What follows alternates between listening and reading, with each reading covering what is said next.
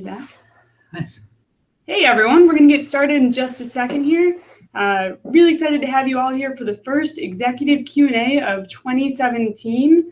Appropriately enough, the topic that we're talking about is 2017. 2017, it's here. It's upon us. Hey everybody. I'm Kipp. I'm just going to steal the thunder from you. I'll do my own intro. I'm Kipp. I'm the Chief Marketing Officer here at HubSpot. Personally very excited about what's coming up this year for us, but really excited to talk with all of you today and learn about what's on your mind, the problems that you're facing, hopefully provide some insights. Hopefully we can all learn from each other as we kind of go through. I'm excited to be here with Juliana, who is going to keep me in check and make sure I don't ramble or do anything crazy. Yeah, well, to keep you in check, we're also going to have the audience asking questions. I know. Hit us up in the chat pane so that we can make sure we get questions along the way and can cover the stuff that everybody's really trying to solve this year. Yeah. 2017 is bringing a lot of new challenges, I feel like. I know.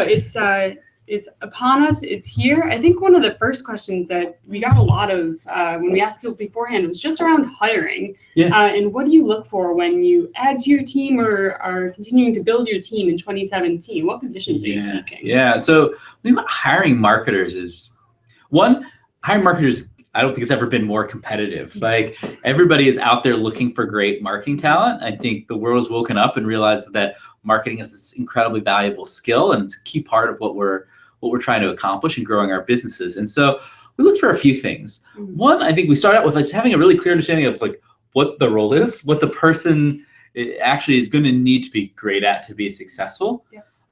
And then I think a lot of it's about the actual interview process, having clear expectations, getting work samples up front. If it's maybe a content role where you're actually, having somebody write or create video or something like that, we want to get those samples early in the process to make sure we actually get it right. For me, the thing that is most important is that process is rapid. Like time kills deals. Time especially kills hiring deals. If you're talking to somebody who's a great marketer, they're talking to other people. There are people reaching out to them on LinkedIn every day. They're probably going to get promoted at their company because they're doing such a good job. Your job is to sell your company, sell the role, sell what they're going to learn, and have that happen over a quick period of time. For me, it's like sub a week is optimal. From when you first talk to somebody on the phone to when you can get them an offer letter. That, to me, is really successful. It's hard sometimes to pull that off, but that's what we look for, and that's what we try to execute on. It's easier said than done. It is. So going into the actual functions that the marketing team provides, obviously there's a large funnel that your organization is in charge of. HubSpot here at HubSpot, we have over 100 now on the team. I think about 150 marketers right now. Yeah, it's but around the globe, we're a global company. We're taking inbound to all far stretching parts of the world, whether it be Singapore or Hong Kong or Japan or Sydney or Berlin. It's awesome. Or Stockholm. We're having a lot of fun. Yeah. So let's work our way down that funnel. We got a lot of questions about content in 2017. Yeah. As a CMO or as a leader of a marketing team, where are you placing your bets on content this year? What's the deal with content this year? What's happening? What do people want? What do people want? People want the answer. So let's break it down. There are a few things people want. One, people want the answer. Sure. Which means they don't want to scroll through a big list of search results. They want to ask Alexa or they want to see a Google answer box. They want their answer.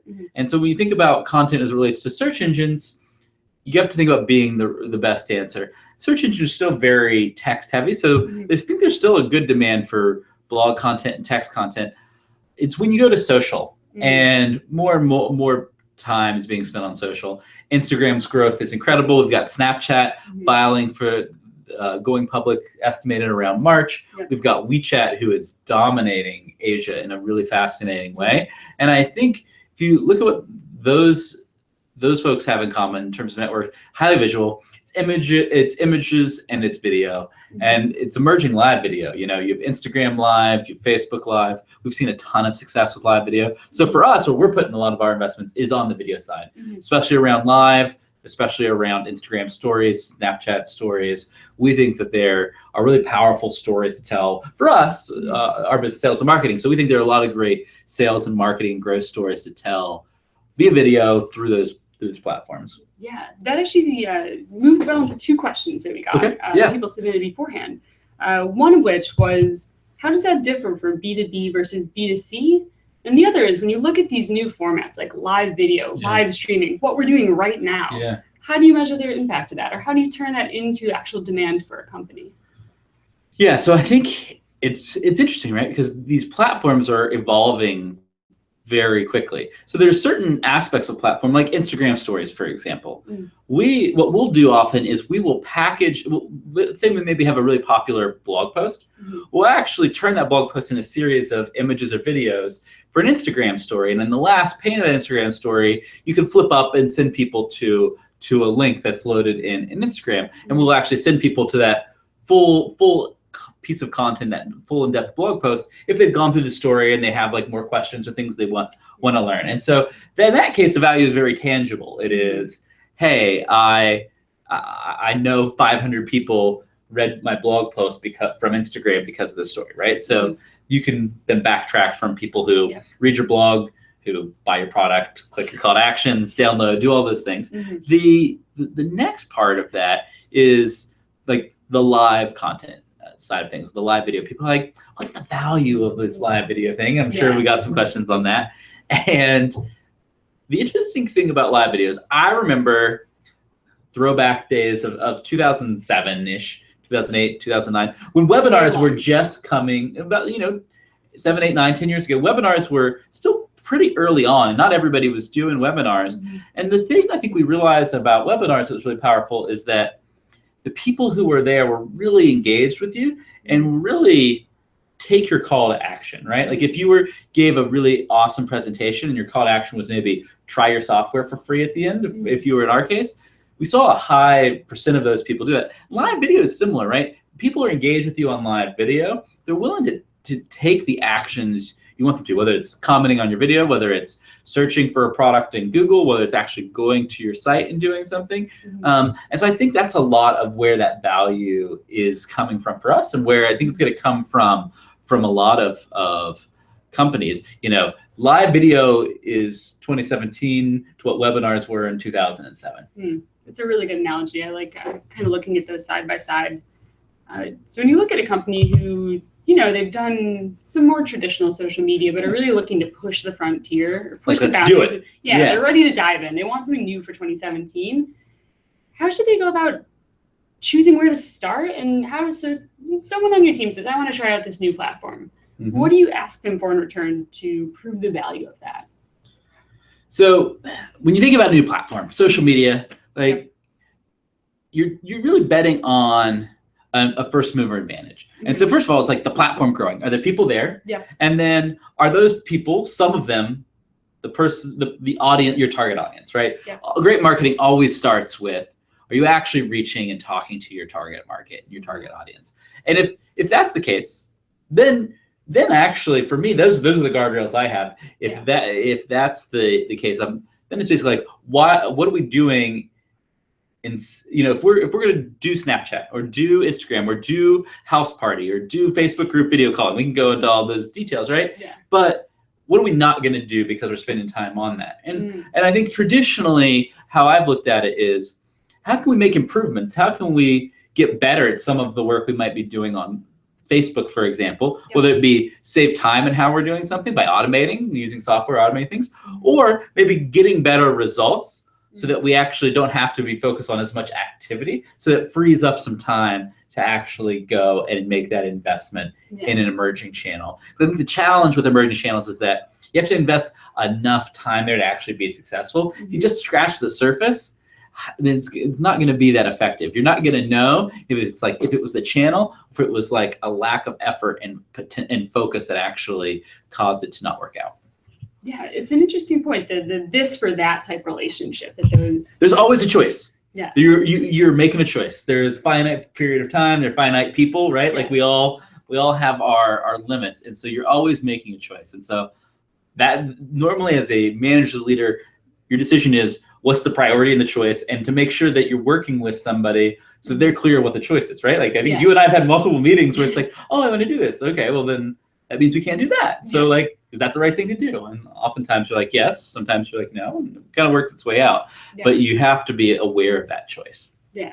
Yeah, I think that's a good point. And I think what we could do, if you're okay with it, is let's do it. Give the audience a little insight. What was the this for that you think, or one of the this for that's you think HubSpot's going to invest in or take away from in 2017? Yeah, so I think, for us, we're moving a lot more to video on social, which means that we're going to have to spend a little less time on some of the more mature social platforms. So we're going to spend a little less time on LinkedIn, a little less time on Twitter to free up time for live video production, for Snapchat, for Instagram stories, for Instagram posts, all of those things. So that's really what we're making the trade-off. Yeah.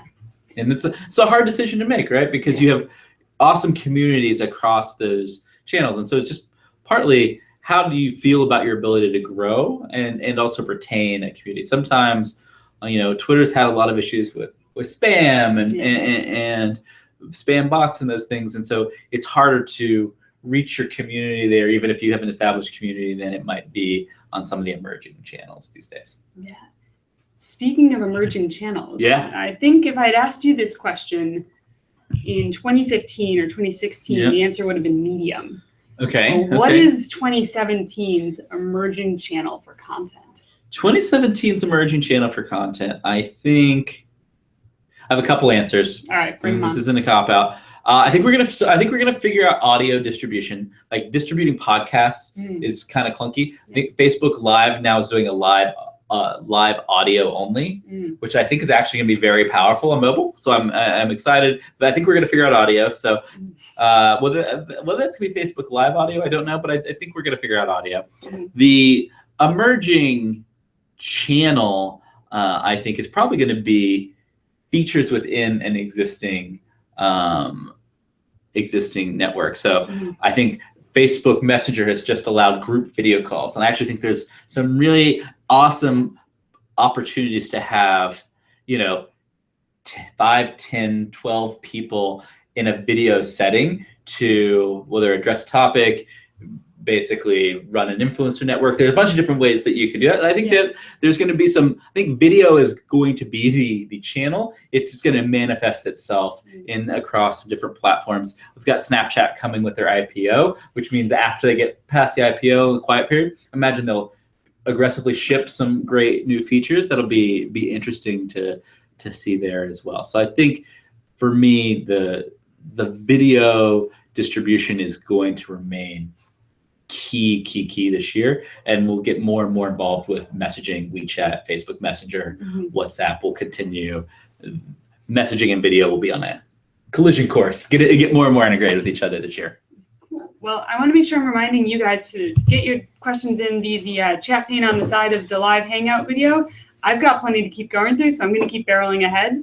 But it sounds like one of the themes that's kind of coming up with content is not so much bringing them to you. Like, I think that's still a large part of the story, but going to them. So what do you think about when you look at distribution of content? Are you trying more to be a magnet, or are you trying to go out and kind of hunt people down a little bit? Well, yeah, I think what I try to do, and I think how we think about it is how to create the right experience for the person consuming our content. And I think what's happening is technology is evolving rapidly, and that technological evolution is causing people to be more passive consumers of content, right? Like we can ask an Amazon Alexa a question, right? Or Google Home or Siri, right? So we don't have to necessarily go onto our laptop. We're actually already on Instagram, so maybe we'll just search for something there.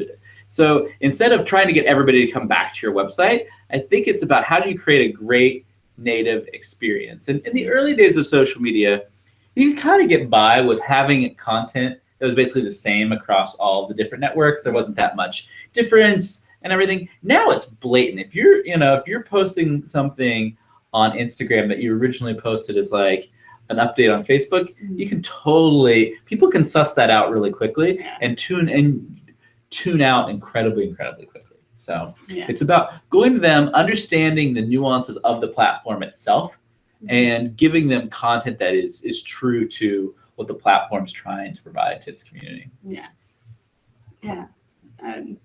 So obviously, attracting people and finding people and engaging people is a really important part of marketing. Sure. But what happens when it comes to finally converting them or turning them into leads in your database? Got to make some money at some point, Yeah, right? we have to eventually do a little bit more than totally. make awesome videos. I like making awesome videos. I know. Hopefully this is one of them. Yes, totally. So yeah, do you think, I know it's kind of been a really similar game for a while now in marketing. You have a form on a page, you request people to fill it out after you've built up some trust, and that's kind of the exchange of information. Yeah. Do you think that play changes at all? And do you think people are losing trust in giving their information out? Are they more trusting now? So I think there are a few things to that. Yeah. One is, people are want more and more immediacy. So one of the challenges with a form, right, is that you submit this form and you wait for somebody to follow up with you. And oftentimes it might be like a marketing email automation program, or it might be a salesperson. And it's like, maybe by that time I've already talked to somebody else. I figured it out. So that's where I think we're seeing on-site messaging chat really play a pivotal role here, where prospects can get their answers in real time. So I was reading an article today by Thomas Tungs at Redpoint Ventures, and what he's done is he turned off blog comments and has replaced that with chat. So he's chatting with his blog readers about his article. So, if you were a business and you were running that same play, instead of having people submit a comment through a form, which is what would have done historically, they just reach you directly around the content or the topic that you're talking about, which is often very aligned to the business and what you're doing.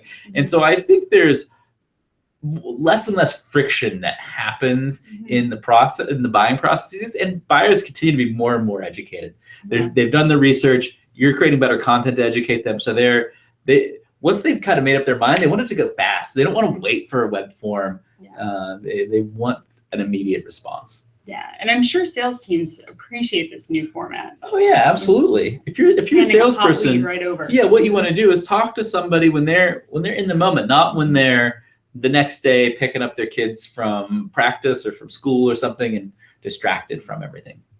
Yeah. So when you look at kind of changing from a traditional lead handoff or something where a sales rep is actually like prospecting into leads to try and find a good fit, to one where there's this kind of immediate transaction of marketing to learning more or customer service or something like that. Do you think that changes marketing or the way sales and marketing set expectations with each other?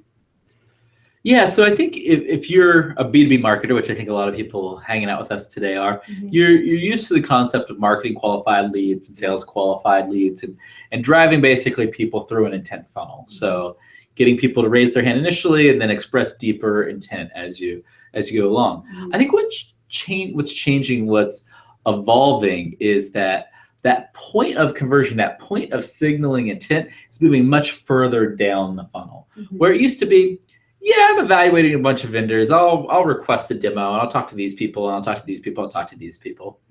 Well, now it's like, I'm going to ask my friends about them, and then I'm going to watch some of their videos on their site. And then, I've decided that I think I want to go with these people. So now I'm going to message them and try to get somebody on the phone so I can walk through a more personalized version of this experience for me. I think that's what's changed. And so I think we're moving to a world of less high intent hand raises, but higher quality ones. And so I think that changes a lot as how we think about measuring those conversions and defining those conversions as marketers, and it's ultimately setting our pipeline value for what we're driving and doing to support the sales team. Yeah.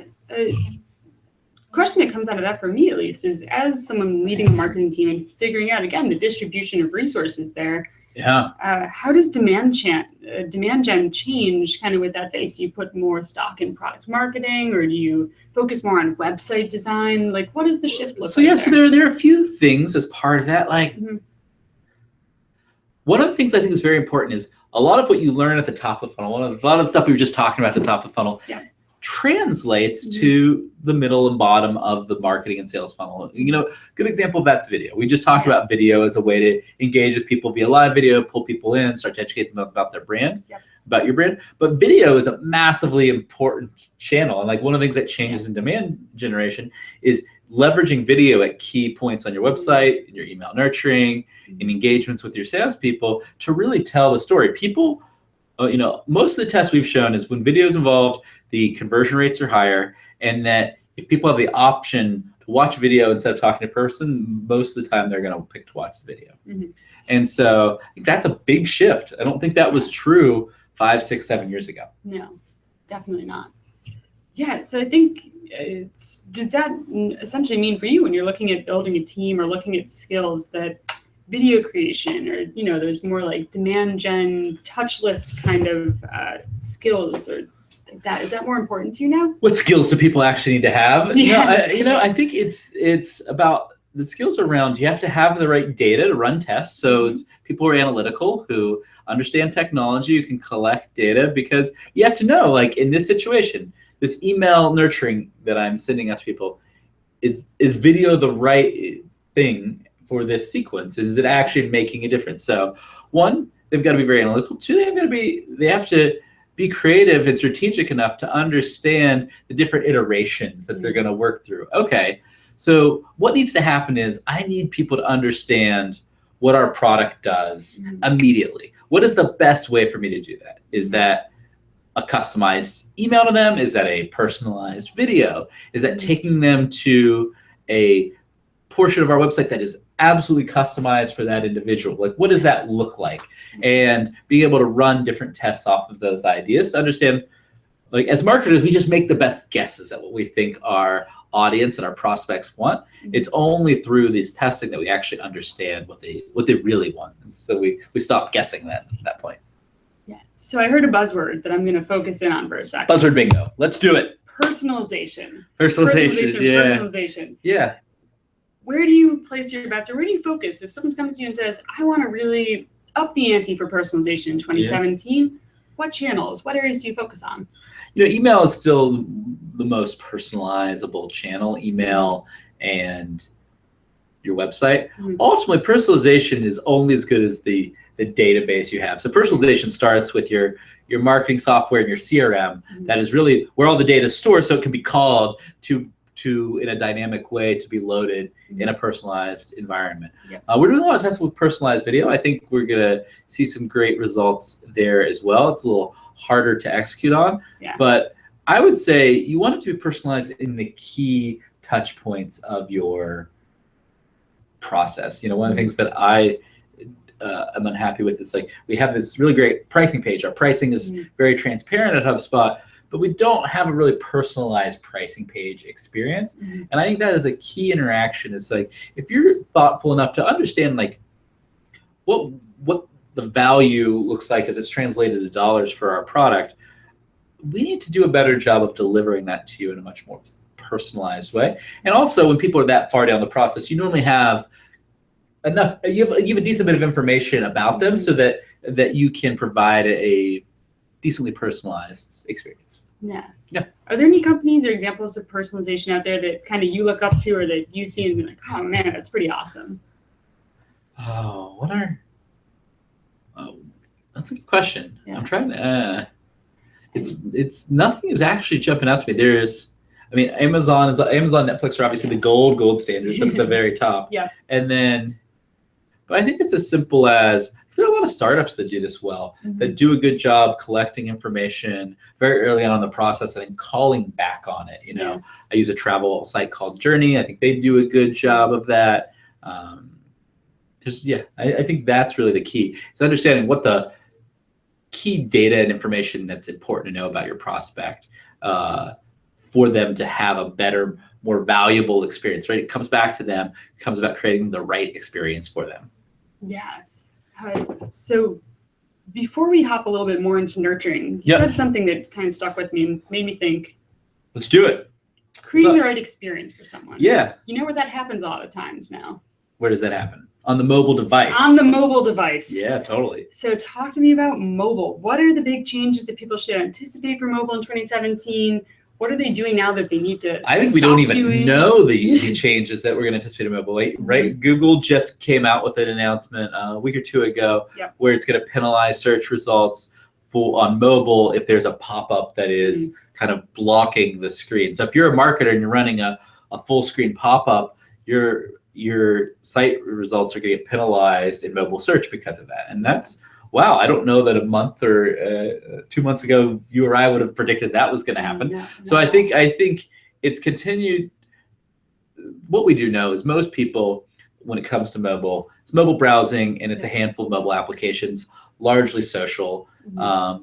The thing that we also know is that people like Google and Facebook are creating instant articles in Facebook case, Google AMP pages to provide their own infrastructure for basically instant download, high-speed download, mobile pages that are unique and in that environment. They obviously want to keep people in their network, and whether it be in their search engine results, whether it be in the Facebook platform. But what that's going to do is change people's expectation. You're going to be like, I got to wait 5 seconds for this thing to load. I haven't spent 5 minutes reading 10 different things because it was like boom, boom, boom.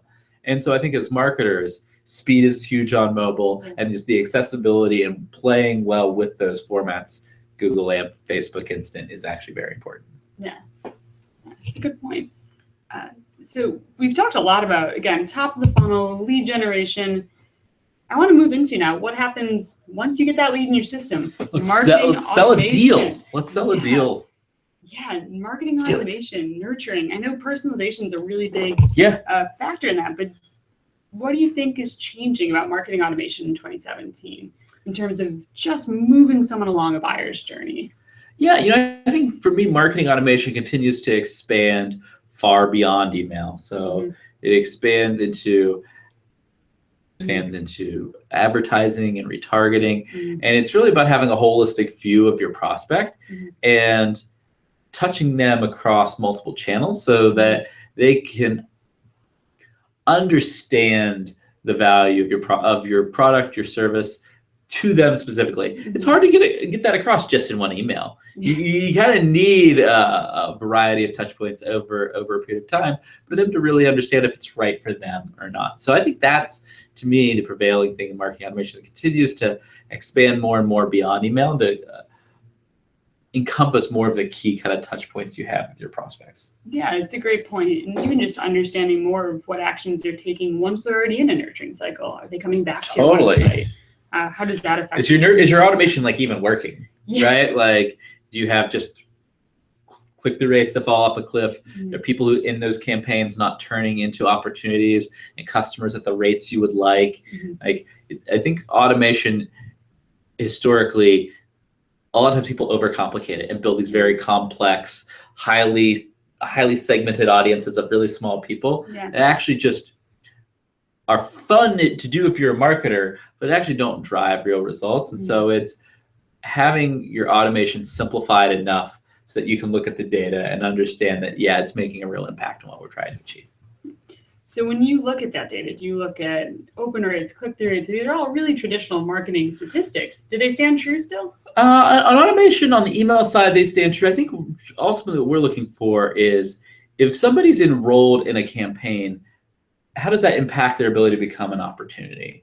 And is a certain campaign better than another at getting somebody to engage with the sales team? In our case, we have an inside sales model. So are they engaging with the sales team, doing the kind of requisite actions that you're hoping that they're taking, if they're showing interest in what you're actually doing? And that all ties back to, like, how are you proving out the value of what you're doing, and should that be where you're investing more? Totally. Resources? And it all comes back to the funnel, right? It's like, where's your actual problem? Do you need more stuff in the top? Or do you actually have a really poor middle of the funnel conversion rate, and you actually do need to invest a lot more in marketing automation? It's really different for every business. Yeah, it's the classic leaky funnel conversation. Once you plug one hole, another one pops open, right? And so it's a never-ending treadmill of work as a marketer, unfortunately. Yeah. So I know automation and kind of content, those are two big areas where we've seen a lot of change in the last 2 years. What is HubSpot doing now, or what will we be doing in 2017 that in your wildest dreams, or maybe in your most realistic of expectations, you wouldn't have thought we'd be doing 3 or 4 or 5 years ago? So much. Like, we have a HubSpot messages chat app that is fully integrated with your contact records. You can do some really awesome personalized chat experiences, which I think a couple years ago I just wouldn't have even crossed my mind. We've got a bunch of cool stuff, a lot of work we're putting into our CRM, which is really around driving a better prospect engagement with a salesperson that I think is going to be really interesting. Two, I think we're doing a good job connecting the dots on advertising. We understand that, Facebook, Google, LinkedIn advertising is an important part of a lot of B2B marketers' spends, but it's really hard to get a clear picture around the efficiency of that spend. And so I think we built some really great tools to help marketers have clean insights in their campaigns, understand what campaigns to spend more on, what not to spend more on. I'd probably say the biggest thing is our growth bot product. We've got a chat bot that can tell you what PPC keywords your competitors are bidding on, or add a contact to a CRM, or draft a blog post for you, and it works via Slack or Facebook Messenger.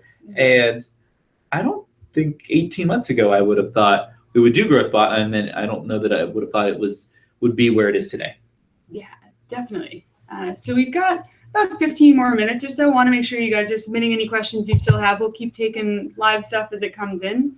Backpedaling just to ads for a second there. I think, a few years ago, it would have been, if you said you wanted to invest in social media and social advertising or PPC, that would be a position that you either hired someone to manage for, or you hired an agency. It's a very specialized skill. Yep. Do you think that's still the case, or do you think technology has actually gotten us to a place where that can be something learned internally at companies? Well, I think what you're seeing is advertising technology become part of software suites. That's neat. That's less applicable to you guys. I think it's just a trend that you're seeing in the market. Yeah. I think what is happening is your job is to get leverage, but at the same time, your job is to drive growth. And so you need kind of predictable ad spend and results to drive growth for a company. And so I think you're seeing marketers balance the organic and paid side really well in terms of how they're spending their budgets. And so I think you're seeing a continued need for real-time updates around the value and the ROI that they're getting, just because campaigns get more competitive, keywords get more competitive for a whole host of reasons in the B2B world. Somebody could be hosting a conference, or there could be something coming up that drastically changes the pricing structure for your industry, your market. And so understanding what your value is and what your threshold is that you're willing to spend on the paid side of things is critical to actually being successful. Yeah, definitely. When you evaluate that type of thing for HubSpot, just the ROI of any campaign, obviously there's a real dollar line or a bottom line cost associated with that. But what else do you look at when you think about ROI and kind of where to shift resources across teams? Right. So as marketers, I haven't said the B word yet, which is the brand word. Yeah. And I think that's the challenging thing about marketers, right? Is there's always some brand value that you want to assign to something, right? Like, we host a big event every year called Inbound. We'd love it if you came to Boston next year. It's in September. Come hang out with us, inbound.com. But we host it, and it's a brand function. We make a big investment. We also actually sell a lot of software because people come, they get bought into our methodology, our products, our team. It's really interesting. But if we made that investment solely on selling products, I don't know if we would do it. Like it would be like a borderline investment. But then once you tack on the brand benefit and the value and the word of mouth in the community and your ability to enable and energize your existing customers, wow, that becomes a no-brainer.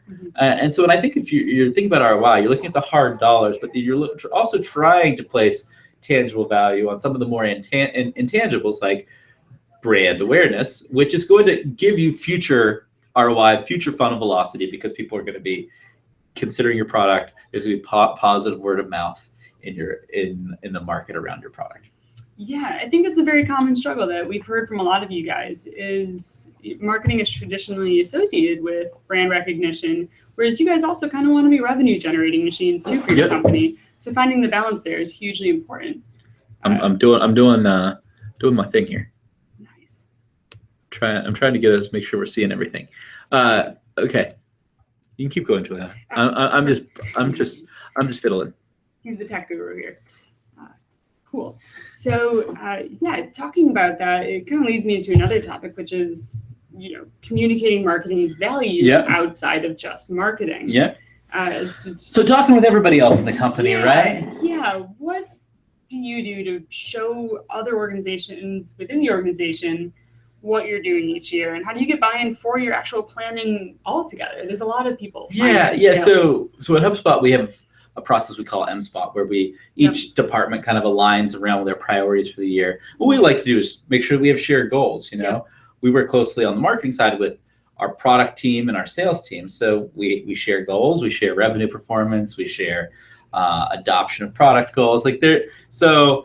There's the first layer of people that you work really closely with, and I think alignment there is fairly straightforward. You can share kind of strategic priorities and goals. Yep. The second layer is like, oh, well, how much should we actually invest in marketing, and what does finance think? What does operations think? And part of that's an education process and advocating for the work that you're doing and tying it clearly back to the company's growth and the company's priorities. If you as a marketer or marketing leader isn't aligned with the company priorities, that's where all that communication issues are going to come and play, where you're really going to have a ton of issues. And that's where you have to look internally and kind of reevaluate what you're working on. Yeah. So our favorite department to work with as marketers, obviously sales. We love the sales. We love sales teams, and they sales love folks us. Are awesome. So how do we keep that relationship strong next year? What changes about marketing that wasn't that way before? What changes? I don't know what changes, to be honest with you. I think a sales and marketing relationship is one of like constant maturing, right? Like it's one of like a great colleague, peer, but even like a lifelong friend, where you have friends. You probably have friends that you've known for years and years and years. Sure.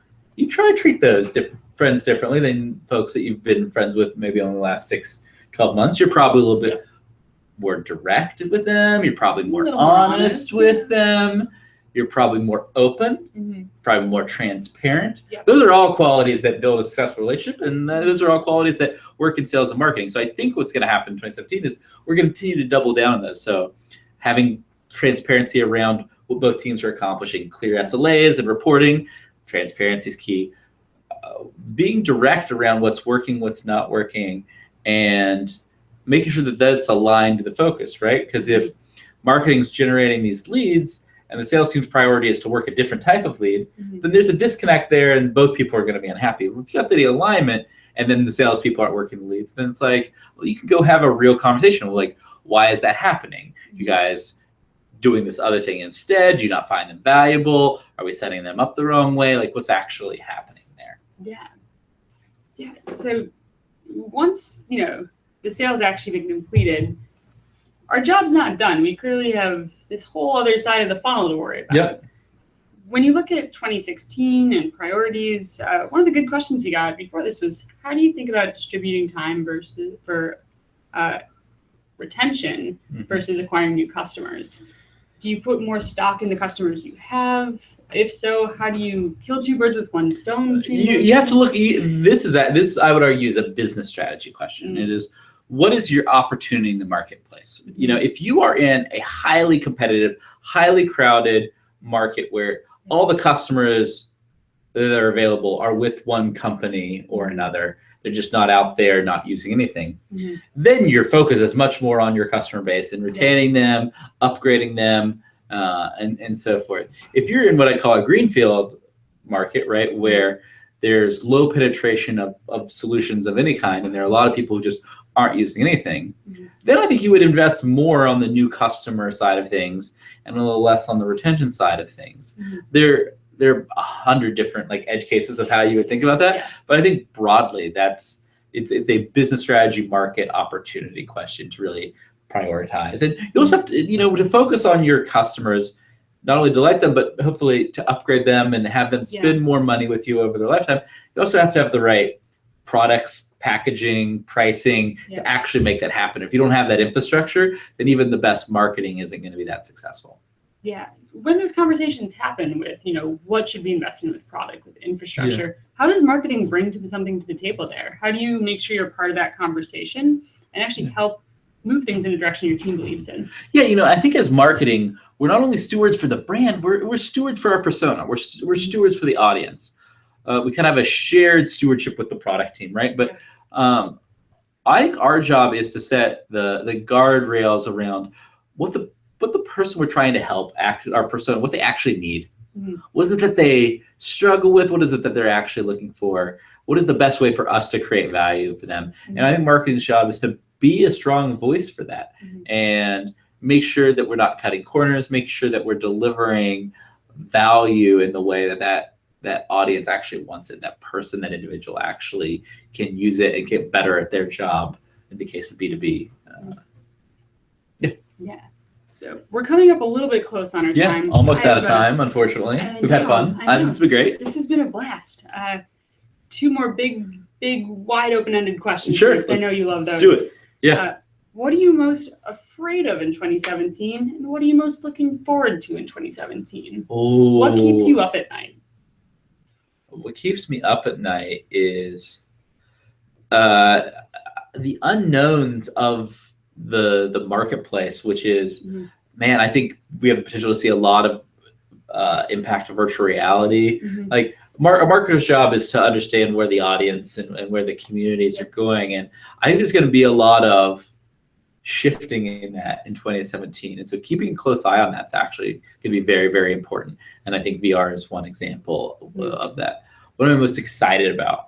I'm excited about a lot of things. I think I am most excited about that. I think we've gotten to a point in marketing where we have the tools and the technology to be successful. And it's really about being focused on the right strategy for the right market. I think in years past, it's like, oh, it would be great if we could do this, but can't really do that. I think we've closed a lot of that gap, and I think this is a great year for marketers to focus, crank, and be really successful. And of course, I'm just excited about the rebirth of the marketing profession. It is a great freaking time to be a marketer. Yeah. Like we're in high demand. It's awesome. Yeah. Well, I know you're in high demand, so I appreciate you taking the time to hang out with all of us. Thank you, guys. We'll be sending out the recording of this. Thanks for spending the time with us. If you have follow-up questions, let us know. Big thank you, Juliana, for Happy being to have here you with here. us. Thank you. Absolutely. Thanks, everybody. Thanks, Great guys. to hang out.